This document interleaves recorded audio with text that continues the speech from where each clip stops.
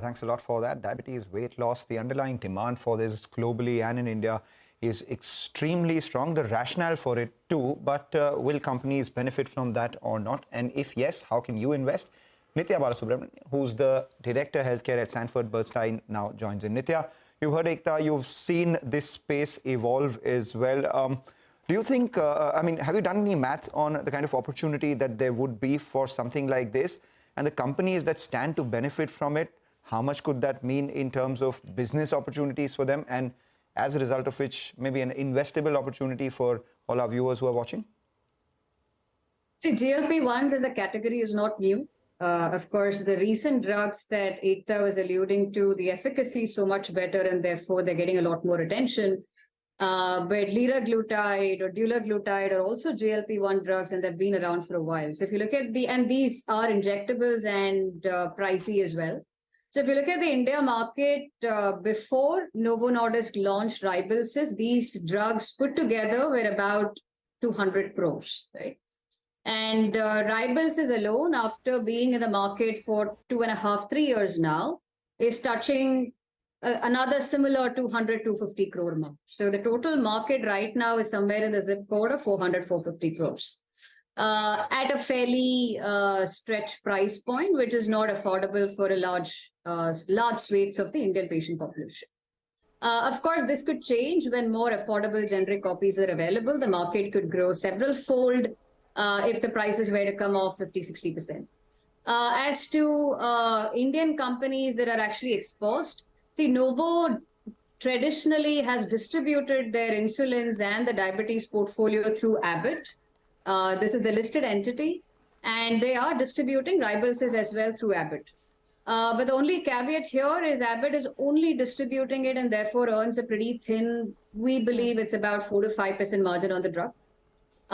In terms of Lilly hasn't launched their tirzepatide, the Zepbound and the Mounjaro brands in India. We know they're struggling to find supplies to meet the global demand, so possibly why those drugs are not available yet. But Lilly doesn't have any commercial infrastructure in India or very minimal. And their existing insulins portfolio is marketed by Cipla and Lupin. So it's possible that when Lilly is looking for partners for Mounjaro, they go with Cipla and Lupin. Okay, all right. Well, Nithya, can you give us a sense in terms of what the opportunity would look like maybe 5 years down the line for Cipla, Dr. Reddy's, as well as, say, a Biocon, and maybe even a Divi's Labs? I know it's a shot in the dark at this point in time, but if you could just set the context for us that, if a shareholder has to buy the share now with the possibility that there could be an opportunity 3 to 5 years down the line, what would it be like? Which would be the company that you would probably bet on the most? See, as I mentioned before, market is pretty restricted right now because of the price points, and that is an important factor to consider whenever estimating market sizes in India.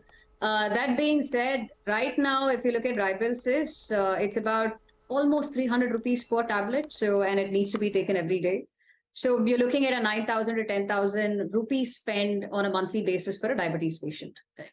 The question is, how low can prices go once affordable copies are available?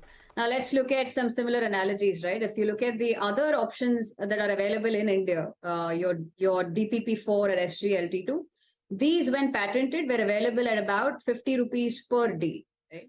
Now, if the GLP-1 drugs pricing can come down to that level, I definitely see this expanding to 1,000, 2,000 crore kind of market. And in terms of who would benefit, we think generic copies of semaglutide will likely be available 2026 onwards when the composition of matter patent expires. There is a slight likelihood that some of the players might hit the market earlier, but it still remains to be seen. Out of the Indian players who might benefit, you've got Sun, Dr. Reddy, Zydus, and Aurobindo, who have the API and have filed in the US. So therefore, when the Indian market opens up, it's likely that these players, maybe except in Aurobindo, these players actually are able to put the drug out there. And among Zydus, Reddy's, and Sun obviously has a much stronger commercial muscle in diabetes, so they will be able to hit the ground running, given their equity with the physicians. So we think Sun will probably benefit the most when the semaglutide market opens up. And for tirzepatide, as I mentioned before, Cipla and Lupin are most likely to be awarded marketing licenses by Lilly. And even when semaglutide generics are available, the drug actually has much better efficacy. So it's possible that these companies do well with tirzepatide. Okay, all right, Nithya. Well, we have a lot more to discuss about these drugs, and I'm sure they're going to be top of mind for a lot of discussions in the next couple of quarters to come and maybe even years to come.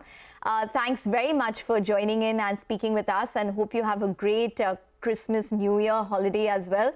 Thank you very much for taking the time out and joining us today. Thank you for having me. All right, so that's the word coming in from Bernstein. Well, definitely, Mangalam, you know, a space to watch out for. The Novo Nordisk has become the most valuable company in Europe only because of these drugs. And we've seen Eli Lilly's stock rally 60% only because of one particular drug in their portfolio. So that's the power of a couple of these weight loss drugs. It does look like a miraculous Absolutely contrary drug. to what the FMCG space does. Well, what can we say? Take a short break, come back, get you more on the stocks and individual news pieces that we're tracking this afternoon for you.